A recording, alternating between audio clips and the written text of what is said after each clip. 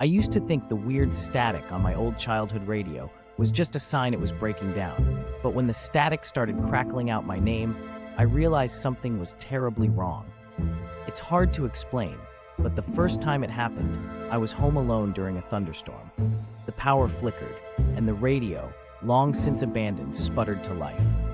Through the white noise, a voice whispered, "Ellie." I froze, convinced it was my mind playing tricks.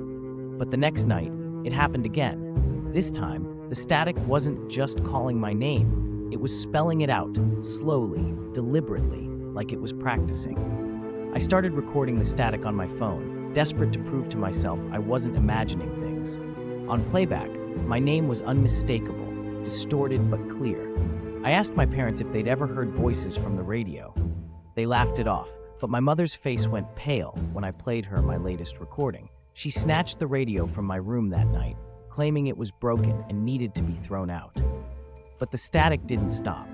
Even without the radio, I could hear it faintly from my phone, from the vents, even from the pipes when the water ran. Tonight, the static was louder than ever, buzzing from every corner of my darkened room. My phone lit up with a text from an unknown number.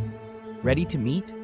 A chill raced down my spine as the radio, now supposedly in the trash, crackled back to life on my dresser. The voice, so much clearer now, said, "I've waited so long, Ellie." The air grew thick, and the lights flickered. Shadows twisted along the walls, drawn toward the sound. I tried to move, but my limbs wouldn't obey, like I was rooted to the spot by the radio's invisible pull. The static grew deafening, drowning out my scream as the shadows pooled at my feet. Suddenly, I wasn't alone. Something stepped from the darkness, its outline flickering with the same electric energy as the static that had haunted me for years. It leaned in close, its face a shifting blur of sound and distortion, and whispered, "Now you're part of the broadcast." The room vanished, replaced by endless, crackling static. And somewhere, beneath the hiss, a new voice began to call out for help, my own.